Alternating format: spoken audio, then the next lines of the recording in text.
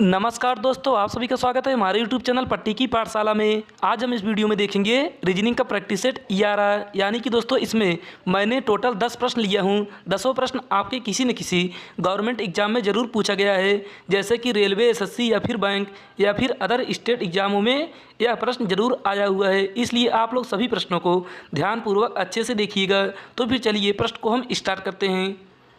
यहाँ पर पहला प्रश्न दिया गया है, यदि एक निश्चित भाषा में TRIANGLE को SQHZMFKD में कूट किया जाता है तो कौन सा शब्द DWZLOKD में कूट किया जाएगा। तो देखिए दोस्तों, यहाँ पर हमारे पास जो शब्द दिया है यानी कि DWZLOKD, यह दोस्तों हमारा कूट किया गया शब्द है।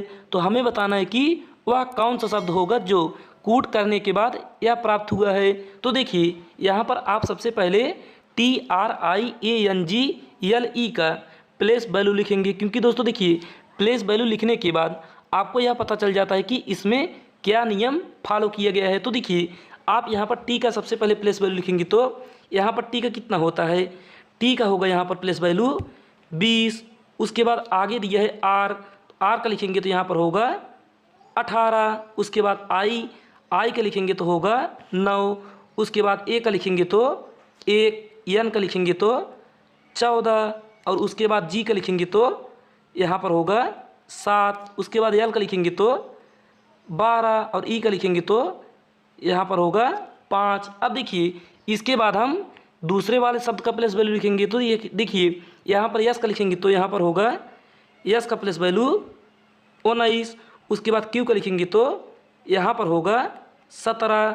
उसके बाद एच का लिखेंगे तो यहाँ पर होगा 8। उसके बाद जेड का लिखेंगे तो यहाँ पर होगा 26। उसके बाद एम का लिखेंगे तो यहाँ पर 13, एफ का 6, के का 11 और डी का 4। तो देखिए दोस्तों, अब यहाँ पर आप अगर ध्यान से देखेंगे तो आपको यहाँ पर एक नियम लागू होता हुआ दिखाई देगा। तो यहाँ पर अगर आप 20 में से 1 घटाएंगे तो यहाँ पर प्राप्त होगा 19 और 18 में 1 घटाएंगे तो 17, 9 में 1 घटाएंगे तो 8 और 1 में 1 घटाएंगे तो यहाँ पर 1 पीछे चला जाएगा, क्योंकि दोस्तों ABCD में टोटल 26 अक्षर होते हैं। तो 1 में 1 घटाएंगे तो 26 और 14 में 1 घटाएंगे तो 13 और 7 में 1 घटाएंगे तो 6, 12 में 1 घटाएंगे तो 11 और 5 में 1 घटाएंगे तो 4। तो देखिए दोस्तों, यहाँ पर अगर आपने शब्द में से 1 माइनस किया तो आपको कूट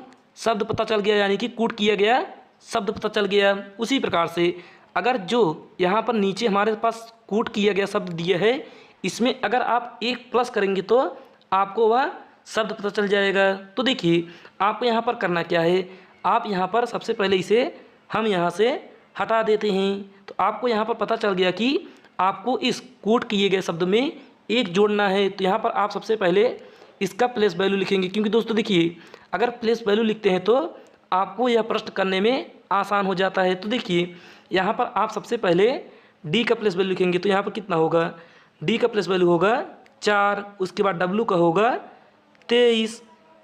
उसके बाद जेड का होगा 26, यहाँ पर जेड का होगा 26, एल का होगा 12, ओ का होगा 15। उसके बाद के का होगा 11 और डी का होगा 4। अब देखिए इसके बाद हमें करना क्या है, इसमें अगर हम 1 प्लस करते हैं तो हमें वह शब्द प्राप्त होगा। तो देखिए 4 में अगर हम 1 प्लस करेंगे यानी कि 1 जोड़ेंगे तो यहाँ पर होगा 5। उसके बाद 23 में 1 जोड़ेंगे तो यहाँ पर होगा 24। उसके बाद 26 में 1 जोड़ेंगे तो यहाँ पर होगा 27। 27 ना लिखकर हम लिखेंगे 1, तो यानी कि 1। उसके बाद 12 में 1 जोड़ेंगे तो यहाँ पर होगा 13। 15 में 1 जोड़ेंगे तो 16। 11 में 1 जोड़ेंगे तो 12 और 4 में 1 जोड़ेंगे तो 5। तो देखिए दोस्तों, यहाँ पर अब हम इन सभी का यानी कि जो नीचे हमने संख्या लिखा है इनका हम देखेंगे कि प्लेस वैल्यू कितना होगा। तो देखिए 5 का प्लेस वैल्यू कितना होता है, 5 होगा हमारा ई का प्लेस वैल्यू। उसके बाद 24 होगा हमारा x का प्लेस वैल्यू, 1 होगा हमारा a का, यानी कि a का होगा 1 प्लस वैल्यू, और 13 होगा m का, 16 होगा p का, और 12 होगा l का, और 5 होगा e का। तो देखिए आपको ऐसा ऑप्शन कहाँ पर दिखाई दे रहा है, यानी कि E X A M P L E। तो यहाँ पर देखेंगे कि ऑप्शन नंबर ए हमारा राइट उत्तर हो जाएगा, क्योंकि यही होगा हमारा सही आंसर। यही शब्द को अगर हम एक माइनस करते हैं तो हमें कूट शब्द DWZLOKD प्राप्त होगा। तो फिर चलिए दोस्तों, वीडियो अच्छी लगे तो वीडियो को एक लाइक जरूर करिएगा। अब हम देखते हैं प्रश्न संख्या दूसरे को। तो देखिए दूसरा प्रश्न यहाँ पर क्या दिया है। यहाँ पर दूसरा प्रश्न हमारे पास दिया है दोस्तों, एक लड़की की ओर इशारा करते हुए ए ने कहा, वह मेरी पत्नी के इकलौते बेटे की पत्नी है। वह लड़की ए से कैसे संबंधित है। तो देखिए आप यहाँ पर सबसे पहले क्या बनाएंगे, आप यहाँ पर सबसे पहले उस लड़की को बनाएंगे, यानी कि जिसकी ओर ए इशारा कर रहा है। तो यहाँ पर हम एक लड़की बना लेते हैं, तो यह मानेंगे कि यह वह लड़की है, इसकी ओर ए इशारा कर रहा है, यानी कि यहाँ पर बनाएंगे हम ए को। तो आगे प्रश्न देखिए, आगे प्रश्न क्या दिया है। यहाँ पर आगे दिया है वह, यानी कि ए ने इशारा करते हुए कहा वह मेरी पत्नी के, यानी कि ए की पत्नी हम बनाएंगे, यानी कि एक्स को मान लेंगे ए की पत्नी, मेरी पत्नी की इकलौते बेटे, यानी कि यहाँ पर एक्स का इकलौता बेटा हो जाएगा, और बेटे को मानेंगे हम वाई। तो यहाँ पर हम बेटे को मान लेते हैं वाई।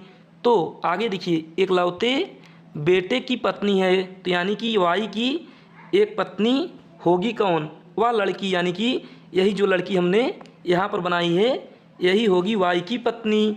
तो यहाँ पर हम बना लेंगे इस लड़की को दोबारा। तो देखिए दोस्तों अब हमसे पूछा क्या है, यहाँ पर हमसे प्रश्न पूछा है कि वह लड़की ए से कैसे संबंधित है, यानी कि वह लड़की यही जो लड़की हमने यहाँ पर बनाई है। तो देखिए यह लड़की वाई की पत्नी है और वाई की माँ होगी एक्स।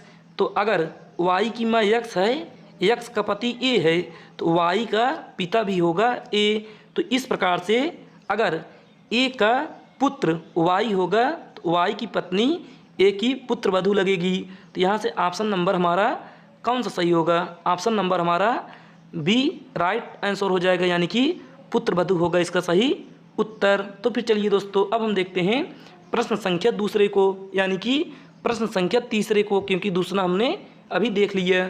तो देखिए तीसरा प्रश्न यहाँ पर क्या दिया है। यहाँ पर दोस्तों तीसरा प्रश्न हमारे पास दिया है, एक कूट तंत्र में पेन को PEN को NZO के रूप में लिखा जाता है और BARK को CTSL के रूप में लिखा जाता है। तो PRANK को उस कूट तंत्र में कैसे लिख सकते हैं, यानी कि हम PRANK को कैसे लिख सकते हैं। तो देखिए दोस्तों ऐसे प्रश्नों को आप करने की कोशिश नहीं करिएगा, क्योंकि अगर आप इसे करने की कोशिश करेंगे तो आपको समझ में नहीं आएगा। आप इसे ध्यान से देखेंगे कि आपको यहाँ पर P ऊपर भी दिखाई दे रहा है और हमसे जो पूछा है इसमें भी, उसके बाद R हमें यहाँ पर यानी कि ऊपर भी दिखाई दे रहा है और इसमें जो हमसे पूछा है। तो यहाँ पर हम क्या लिखेंगे, यहाँ पर दोस्तों आपको समझाने के लिए यहाँ पर मैं आपको लिखता हूँ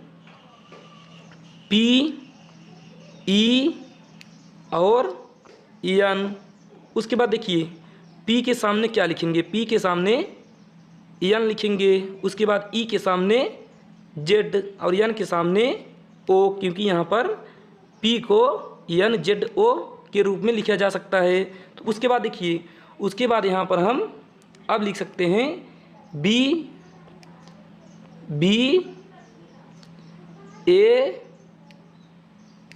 BAR और K।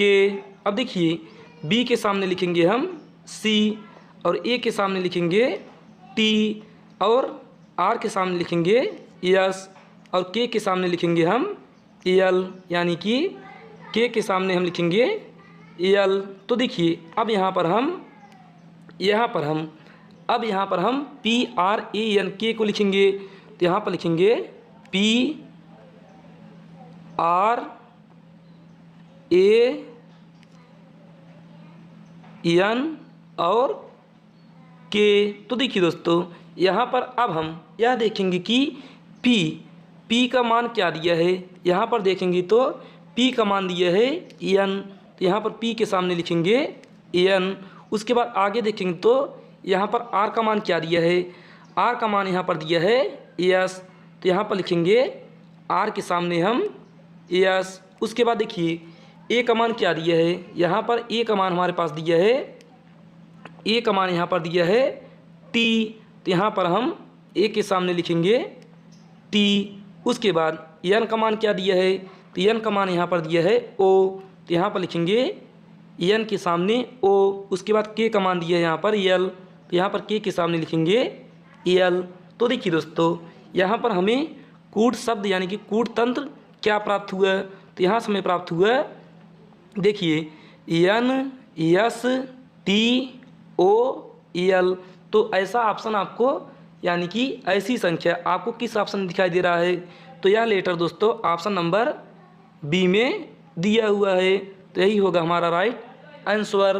तो फिर चलिए दोस्तों, अब हम देखते हैं प्रश्न संख्या चौथे को। यहाँ पर चौथा प्रश्न दिया है 3:10 पर घंटे और मिनट की सुइयों का बीच का कोण बताइए। तो देखिए दोस्तों, यहाँ पर आपको कोण निकालने के लिए सबसे पहले आपको एक सिंपल फार्मूला याद होना चाहिए। तो यहाँ पर हम लिखेंगे थीटा बराबर 30 गुणे एच, उसके बाद प्लस माइनस 11/2 और फिर गुणे में एम यानी कि मिनट। तो देखिए यहाँ पर हम सबसे पहले लिखेंगे 30, उसके बाद एच के स्थान पर लिखेंगे 3, तो यहाँ पर गुणा करेंगे 3, उसके बाद बीच में माइनस, तो यहाँ पर हो जाएगी 11/2। उसके बाद फिर गुणे, अब मिनट के स्थान पर लिखेंगे 10, क्योंकि यहाँ पर दिया है 10 मिनट, तो यहाँ पर गुणा हो जाएगा 10 से। उसके बाद देखिए दोस्तों, 2 से काटेंगे 10 को तो यह आ जाएगा 5 बार में, तो यहाँ पर हो जाएगा 30 का गुणा 3 में लगाएंगे तो यहाँ पर होगा 30 तिहाई 90। उसके बाद देखिए यहाँ पर माइनस है तो माइनस, उसके बाद 11 का गुणा 5 करेंगे तो यहाँ पर होगा 11×5 = 55। अब देखिए दोस्तों, 90 में से 55 माइनस करेंगे तो यहाँ पर बचेगा कितना, यहाँ पर बचेगा 35, तो यहाँ पर हो जाएगा 35 डिग्री हमारा राइट उत्तर, जो कि ऑप्शन नंबर हमारे बी में दिया है। तो यही होगा इसका फाइनल आंसर। तो फिर चलिए दोस्तों, अब हम देखते हैं प्रश्न संख्या 5 को। तो देखिए पाँचवा प्रश्न यहाँ पर क्या दिया है। यहाँ पर पाँचवा प्रश्न दिया है प्रश्नवाचक चिन्ह के स्थान पर कौन सी संख्या आएगी। तो यहाँ पर प्रश्न दिया है 56, 28, 101, 221, 541, फिर प्रश्नवाचक चिन्ह। तो यहाँ पर दोस्तों हमें बताना है कि इस प्रश्नवाचक चिन्ह के स्थान पर इन चारों ऑप्शन में से कौन सा ऑप्शन होगा। तो देखिए यहाँ पर आप सबसे पहले क्या नियम लगाएंगे, आप अगर इसमें प्लस माइनस या फिर गुणा भाग करते हैं तो इसमें आपका कोई लॉजिक नहीं लगेगा। तो यहाँ पर आप सबसे पहले करेंगे इस 56 का उल्टा, तो 56 का उल्टा करेंगे तो यहाँ पर होगा 65, उसके बाद फिर कॉमा, अब 28 का उल्टा करेंगे तो यह होगा 22 यानी कि 82। उसके बाद 101 का उल्टा करेंगे तो यहाँ पर होगा 101, उसके बाद 221 का उल्टा करेंगे तो यहाँ पर होगा 122, उसके बाद 541 को उल्टा करेंगे तो यहाँ पर होगा 145। उसके बाद दोस्तों यहाँ पर प्रश्नवाचक चिन्ह। अब देखिए इसके बाद हम यह देखेंगे कि 65 हमारा 64 के करीब है, उसके बाद 82 हमारा 81 के करीब है और 101 हमारा 100 के करीब है। उसी प्रकार से 122 हमारा 121 के करीब है, उसके बाद 145 हमारा 144 के करीब है। तो देखिए दोस्तों यहाँ से अब हम यह पता कर सकते हैं कि 64 होगा हमारा 8 का स्क्वायर, उसके बाद 81 होगा 9 का स्क्वायर, और 100 होगा हमारा 10 का स्क्वायर, और 121 होगा हमारा 11 का स्क्वायर, और 144 होगा हमारा 12 का स्क्वायर। तो आगे भी दोस्तों यहाँ पर होगा 13, क्योंकि देखिए हमने इस सीरीज में कौन सा नियम लग रहा है हमने पकड़ लिया है। तो यहाँ पर 8, 9, 10, 11, 12 और 13। अब 13 का अगर हम करेंगे स्क्वायर कितना होगा, 13 का स्क्वायर करेंगे तो यहाँ से होगा यहाँ पर 169। अब देखिए दोस्तों यहाँ पर होगा 169। अब 169 में हम एक जोड़ेंगे, अगर एक जोड़ेंगे तो यहाँ पर हम ऊपर पहुँचेंगे तो यहाँ पर होगा 170। लेकिन देखिए दोस्तों 170 हमारा फाइनल आंसर नहीं होगा, जो कि आपके ऑप्शन में ऑप्शन नंबर बी में 170 दिया है, लेकिन यह राइट उत्तर नहीं होगा। क्योंकि दोस्तों देखिए यहाँ पर हमने जो लिखा है 65, 82, 101, 122, 145, इसे हमने प्रश्न के हिसाब से उल्टा किया है। तो यहाँ पर 170 को भी हम उल्टा करेंगे। तो देखिए 170 को अगर उल्टा करते हैं तो कितना होगा, यहाँ पर 170 को उल्टा करेंगे तो यहाँ पर होगा 071, यानी कि 071। तो 071 हमारे ऑप्शन नंबर ए में दिया है, तो यहाँ पर हो जाएगा 071 हमारा राइट आंसर। तो फिर चलिए दोस्तों, वीडियो अच्छी लग रही है तो वीडियो को लाइक जरूर करिएगा।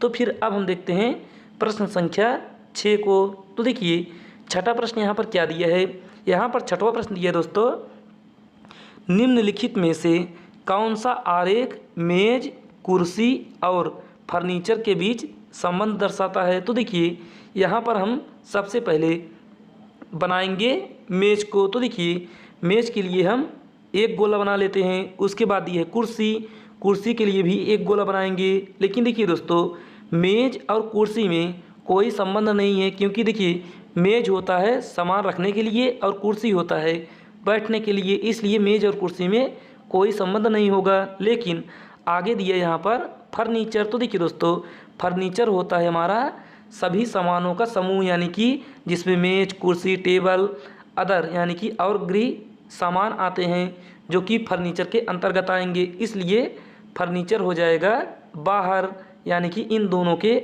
ऊपर। फर्नीचर के अंदर ये दोनों भी आएंगे, जैसे कि मेज और कुर्सी हमारे फर्नीचर के अंदर ही आएंगे।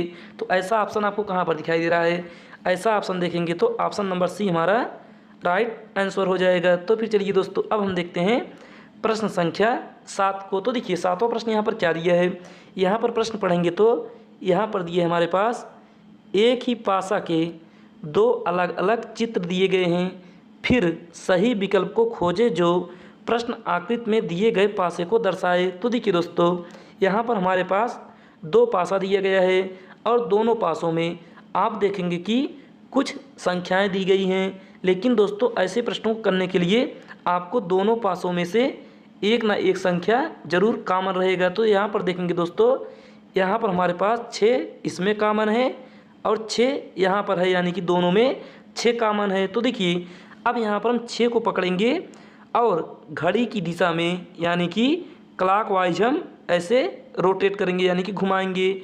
उसके बाद इसमें भी पकड़ेंगे और ऐसे घड़ी की दिशा में घुमाएंगे। तो यहाँ पर देखिए यहाँ पर पहले हमने पकड़ा था 6 को, तो यहाँ पर लिखेंगे 6, उसके बाद 2 आएगा, उसके बाद 3। अब देखिए दोस्तों उसी प्रकार से अगले वाले पासे में देखेंगे तो यहाँ पर 6, उसके बाद 1, उसके बाद 4। अब देखिए दोस्तों यहाँ पर हम देखेंगे कि 3 का विपरीत होगा हमारा 4, उसके बाद 2 के विपरीत होगा 1, उसके बाद 6 के विपरीत होगा दोस्तों यहाँ पर 5। अब देखिए दोस्तों 5 आप यहाँ पर कैसे जानेंगे, तो देखिए यहाँ पर पासे में टोटल होता है 6 सतह, यानी कि 6 साइड होता है पासे में। इसलिए दोस्तों यहाँ पर हमारे पास 1, 2, 3, 4 दिखाई दे रहा है, यानी कि 1, 2, 3, 4 और 6, लेकिन 5 नहीं दिखाई दे रहा है। तो अगर जो संख्या कॉमन होगी उसके विपरीत ही हमारा वह संख्या आएगा, जो संख्या नहीं दिखाई दे रहा है तो यहाँ पर होगा 5। तो देखिए दोस्तों अब यहाँ पर हम ऑप्शन को देखते हैं। तो देखिए पहले ऑप्शन में हमारे पास दिया है 4, 5, 6।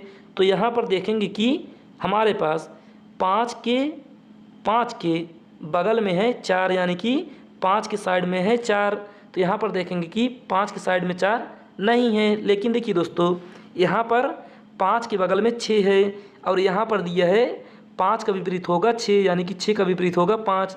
अगर कोई भी संख्या विपरीत में रहेगा तो वह कभी अगल बगल नहीं होगा, तो इसलिए हमारा पहला ऑप्शन गलत हो जाएगा। उसके बाद देखेंगे दूसरे ऑप्शन को, तो देखिए दूसरा ऑप्शन यहाँ पर दिया है 3, 4 और 5, तो देखेंगे कि 3 के बगल में 4 है, लेकिन यहाँ पर देखेंगे दोस्तों 3 के विपरीत में 4 है, तो अगर विपरीत में 4 है तो बगल में 4 नहीं होगा, तो यहाँ से दूसरा ऑप्शन भी गलत हो जाएगा। उसके बाद तीसरे ऑप्शन को देखेंगे तो 1, 2, 3, तो यहाँ पर देखेंगे कि 2 के बगल में 1 है, लेकिन यहाँ पर 2 के विपरीत में 1 है, यानी कि यहाँ पर भी विपरीत में है तो बगल में नहीं होगा, तो यहाँ से तीसरा ऑप्शन भी गलत हो जाएगा। तो अब हम आखिरी प्रश्न यानी कि आखिरी ऑप्शन देखेंगे तो यही हमारा सही उत्तर होगा, क्योंकि तीनों गलत हैं तो लास्ट वाला ही हमारा सही आंसर होगा। चाहे तो आप करके देख सकते हैं। तो देखिए 3 के बगल में है 5, तो यहाँ पर 3 के विपरीत है 4, तो यानी कि यह हो सकता है। और 3 के विपरीत यानी कि 3 के बगल में है 2, तो यहाँ पर 3 के बगल में है यानी कि 3 के विपरीत में है 4, तो यानी कि यहाँ से हमारा डी ऑप्शन राइट होगा। तो फिर चलिए दोस्तों, अब हम देखते हैं प्रश्न संख्या 8 को। तो देखिए 8वां प्रश्न यहाँ पर क्या दिया है। यहाँ पर 8वां प्रश्न पढ़ेंगे तो यहाँ पर दिया है अमित उत्तर दिशा में 10 किलोमीटर चलता है, वहीं से वह वापस मुड़ता है और 6 किलोमीटर दक्षिण दिशा में चलता है। उसके बाद वह 3 किलोमीटर पूर्व दिशा में जाता है, तब वह मूल बिंदु से कितनी दूरी पर पहुंच जाता है। तो देखिए दोस्तों, यहाँ पर आप सबसे पहले बनाएंगे उत्तर दिशा।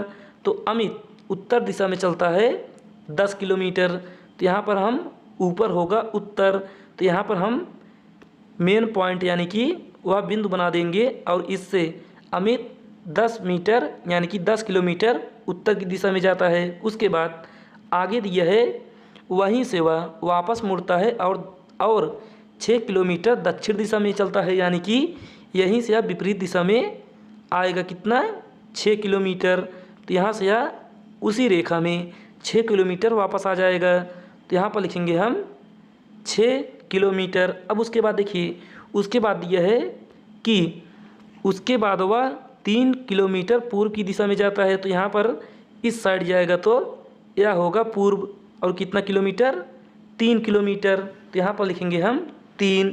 अब देखिए दोस्तों, अब हमसे प्रश्न में पूछा है कि तब वह मूल बिंदु से कितनी दूरी पर पहुँच जाता है। तो देखिए यहाँ पर हमें ज्ञात क्या करना है, यह होगा इसका मूल बिंदु और यहाँ से इस बीच की दूरी कितनी होगी। तो देखिए दोस्तों, यहाँ पर हम अगर अलग से बनाएंगे तो यह कुछ इस तरीके से बनेगा, यानी कि यह एक समकोण त्रिभुज बन जाएगा। तो यहाँ पर हमें बताना है कि इसका मान क्या होगा, यानी कि इसका मान हमें बताना है। तो इसको मान लेते हैं हम x। अब देखिए ऊपर जो ये लाइन है यह कितना दूरी है, यह होगा 3 किलोमीटर, क्योंकि अगर यहाँ पर 3 दिया है तो इसके बाद हम इसे पता करेंगे, तो यह होगा हमारा 4 किलोमीटर, क्योंकि पूरी दूरी है 10 किलोमीटर, उसमें से 6 किलोमीटर वापस आता है, तो 10 में 6 घटाएंगे तो बचेगा 4, तो यहाँ पर होगा 4 किलोमीटर। अब देखिए दोस्तों, यहाँ पर समकोण त्रिभुज में कर्ण निकालने के लिए या फिर आधार निकालने के लिए या फिर लंब निकालने के लिए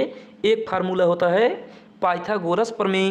तो यहाँ पर हम पाइथागोरस प्रमेय लगाएंगे तो यहाँ पर लिखेंगे पाइथागोरस प्रमेय लगाएंगे तो यहाँ पर होगा कर्ण का स्क्वायर बराबर में लंब का स्क्वायर, उसके बाद प्लस में आधार का स्क्वायर। तो यहाँ पर हम कर्ण को मानेंगे k से, लंब को मानेंगे l से और आधार को मानेंगे a से। तो देखिए इसके बाद अब हम यहाँ पर इन सभी मानों को रख देंगे। तो देखिए कर्ण हमें पता करना है तो कर्ण को मानेंगे x और इसका स्क्वायर, उसके बाद बराबर l यानी कि लंब दिया है 4, तो 4 का स्क्वायर करेंगे तो यहाँ पर होगा 16, उसके बाद प्लस, उसके बाद आधार दिया है 3, तो 3 का स्क्वायर करेंगे तो यहाँ पर होगा 9। तो देखिए दोस्तों 16 में 9 जोड़ेंगे तो यहाँ पर होगा 25। अब इसके बाद यह हो गया 25।